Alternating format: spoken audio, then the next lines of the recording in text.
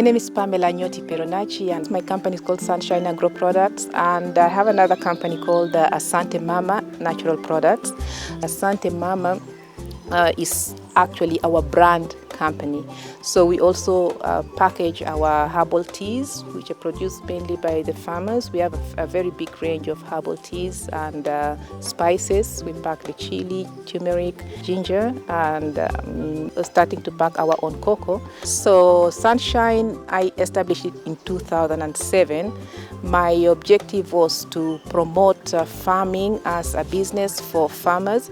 So I really started by working with only 15 widows, and we saw that number growing up very quickly to 1,000 farmers, eventually to 11,000 farmers who were producing only chili in about 11 districts in eastern Uganda. And then we diversified and moved here to Central. I also wanted to move away from working only on one crop, which was chili, and to integrate another crop, which is a long-term crop. And I chose cocoa with the aim, of course, of getting as many farmers engaged in cocoa production as possible. This cocoa project is specifically fascinating because I believe it's going to be one of the biggest export earners in this country if we pay that much attention to it.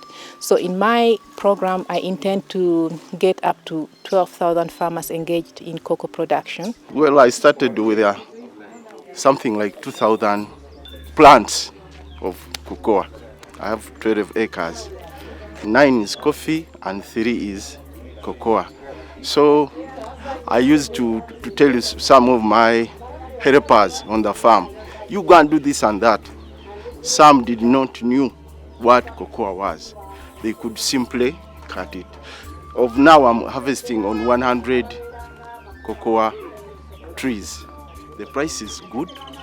Of now we are getting 6,000, but we know in the future we are to be getting a very good price.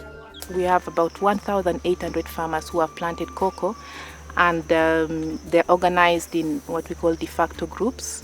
We have about 30 people per group, and each group has field officers, group leaders, and then the farmers. We give them the seeds, we follow them up, we monitor them throughout that process, and then when the cocoa is ready, we engage them, we show them how to ferment, dry, and then buy back the product from them.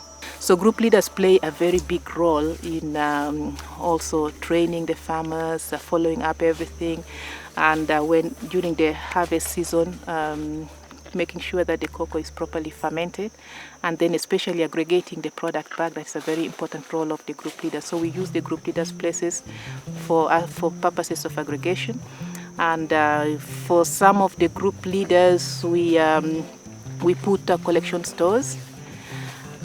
So they're a very important part of the entire business system that we have.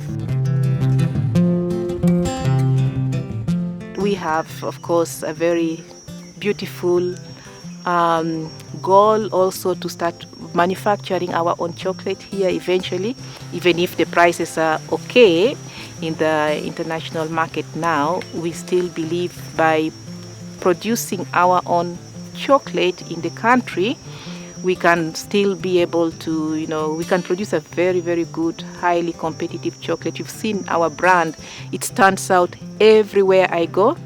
I have been promoting the brand in Los Angeles, in all of the United States, all over Europe, been to China, and we've been able to win the Impact and Innovation Award of the African Diaspora Network in Silicon Valley in 2019. And our brand also was chosen as the most socially impactful brand by the Eco Excellence Award in the United States. And then we've got, in Italy also we won an award as the best artisan in the fair in Milan in 2016 already. And we've got different mentions like Evox TV calls us a life-changing brand.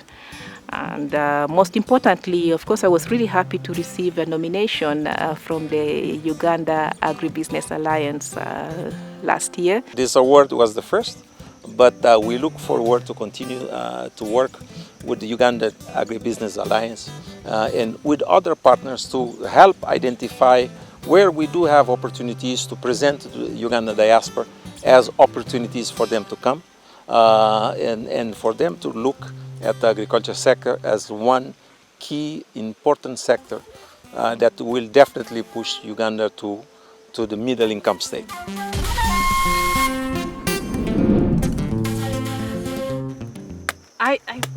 I believe that the diaspora can actually do really well investing in projects and in agriculture programs that have been well planned. I believe it's really all about planning the projects correctly and collaborating with the local companies that can help them to implement that. And in my case, we are still a very small company. And we do realize that we do not have all the agronomic knowledge that we should be having. And so we are now reaching out to Food and Agriculture Organization. That's why today in this visit here, I invited the resident representative of FAO in Uganda to come, first of all, just to have a look at what we are doing, so that when I eventually raise the issue, they have at least understood what the problem is and what we are doing. One key aspect of FAO is not, besides food security, is the combating rural poverty. And we strongly believe that it's essential for the private sector to engage the rural community in a way that it continues to increase their capacity to generate more income and to have more income security for their family.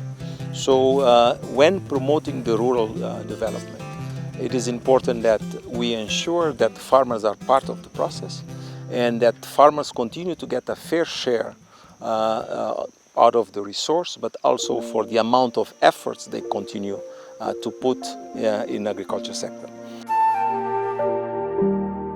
Agriculture is something that we have to take really seriously, but with the aim of doing it to the next level. So I really advise people who instead of saying there are no jobs, let us create those small jobs. Do your little garden, plant your cocoa, plant your herbs, plant your coffee, plant your whatever, but the soil is there. We were blessed to have it, so that's my advice, to my little contribution.